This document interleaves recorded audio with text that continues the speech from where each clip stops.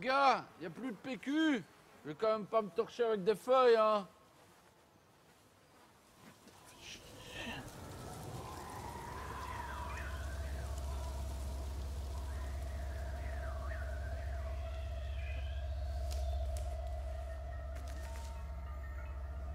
Occupé.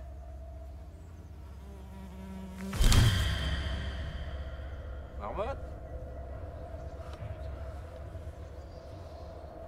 Donc Totem, c'est l'histoire de François Vandenberg, en fait, qui est un ancien scout, qui a une quarantaine d'années maintenant, et qui est hanté par des rats géants.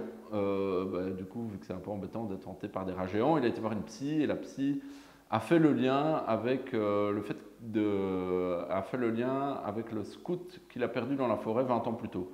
Et il décide de faire un psychodrame analytique, de se retrouver avec toute son ancienne patrouille de scouts dans la forêt, au même endroit qu'ils avaient fait leur dernier camp 20 ans plus tôt, et de recréer un camp, de refaire une sorte de rituel pour essayer de chasser ces vieux démons.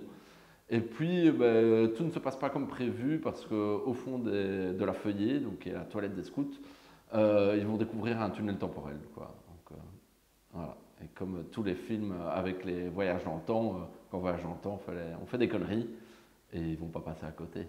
Oui, donc c'est mon premier long et j'avais fait quelques cours avant, donc Cacaboudin, les pigeons s'achient partout. Vis-à-vis aussi, mon premier cours, The Glorious Peanut. Voilà, j'ai travaillé aussi comme réal et acteur sur Baraki, donc on pourra voir quelques extraits au brief. Alors François Neiken, on s'est rencontrés sur Cacaboudin, justement, où je lui avais proposé de faire la voix du boudin noir de Liège, quoi, vu qu'il vient de Liège à la base, et on s'est très bien entendu. Et ensuite, j'ai commencé à travailler sur Totem, j'ai remis un projet production légère, donc j'ai remis un dossier en production légère, voilà, où je pitchais plus ou moins cette histoire-là de buffle qui veut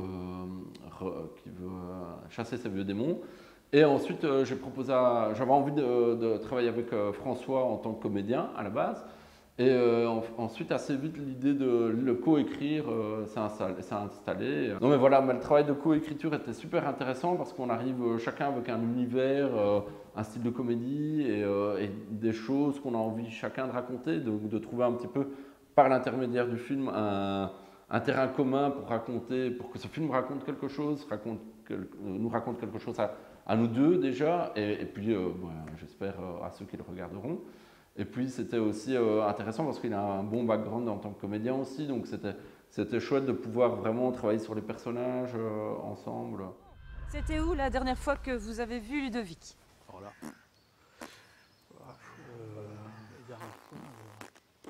ben non, ça, on ne sait plus. C'était tellement horrible avec le trauma et tout. C'est loin en plus, hein, les gars. Ouais. Moi, je me souviens très bien où on l'a vu la dernière fois.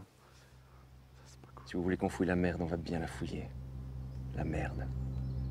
Du coup, oui, en fait, le film, c'est une dramédie, comme on aime bien dire maintenant. En fait, l'idée, c'est que je voulais prendre ce challenge d'avoir une situation très dramatique et d'essayer d'en faire une comédie, quoi. Dans le film, il y a un peu des blagues pipi caca prout, de temps en temps, parce que des fois, on voulait aller un peu plus loin, mais heureusement, on se disait parfois, ouais, ça c'est un peu trop pipi caca prout. Bon, du coup, il y a des moments, c'est là, le caca est là, ça on ne peut pas le nier, mais voilà, il n'est pas toujours pointé du doigt, c'est là, c'est présent. Et après, il y a des fois des blagues un peu pipi caca prout, comme on aimait bien faire en tant qu'ado. Et nos protagonistes, c'est des anciens scouts et une ancienne bande de potes qui sont restés un peu des adolescents au fond d'eux, et du coup, voilà, ils ne se privent pas de faire des blagues de merde, quoi. L'idée aussi, c'était d'avoir un regard sur le harcèlement, où quand beaucoup d'entre nous ont été victimes d'harcèlement, plus ou moins, quand on était ado, quand on était enfant ou quoi.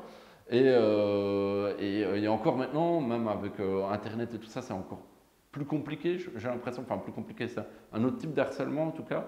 Et on avait envie de prendre le point de vue en fait des harceleurs qui ont le sentiment que c'est pour rire, quoi. On harcèle les autres pour rire, pour faire partie d'un groupe, sans se rendre compte de l'impact que ça peut avoir vraiment sur la victime du harcèlement, quoi. On dirait un trou de verre de terre géant. Non? Mais ouais, il a raison. A wormhole.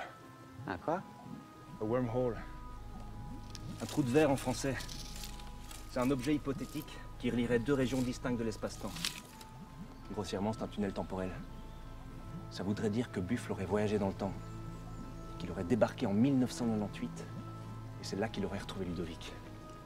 Ben, en fait, le truc, c'est que les films de voyage dans le temps et tout ça, ça m'a toujours éclaté, quoi. J'ai toujours adoré ça. Bon, évidemment, les Retours vers le futur. Puis il y avait un film que j'avais sur 2 cassettes VHS, je ne sais même plus comment ça s'appelle, où des gamins remontent dans le temps dans une sorte de grosse boîte de concert que j'ai regardé en boucle, mais pas le titre du film, du coup, je ne sais plus comment ça s'appelle. Donc, Interstellar et tout ça, c'est toujours des films qui me font un petit peu fantasmer comme ça. Le truc, c'est que à la base, l'idée, c'est pas de faire un film de science-fiction. En fait, l'idée, c'est de partir d'un truc où on a tous fait des conneries et on rêverait tous de pouvoir remonter dans le temps pour pouvoir changer nos conneries, quoi, pour faire en sorte que nos conneries soient plus des conneries. Et du coup, c'était plus ce postulat-là à la base. Et pour pouvoir remonter dans le temps, ben, on a besoin de... pour pouvoir changer nos conneries qu'on a faites plus tôt, on a besoin de remonter dans le temps. Donc, c'est devenu un film de science-fiction plus dans ce sens-là, quoi.